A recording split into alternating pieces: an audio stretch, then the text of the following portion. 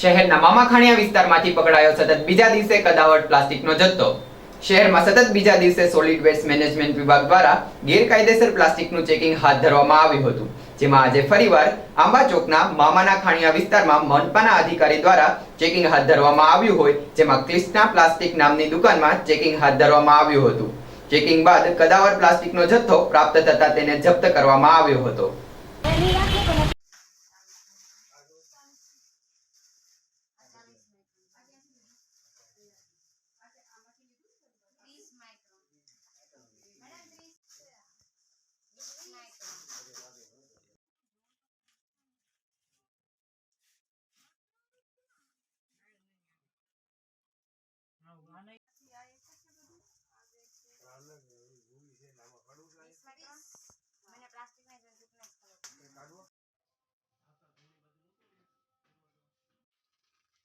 પેલું 40 નહીં ચાલે હે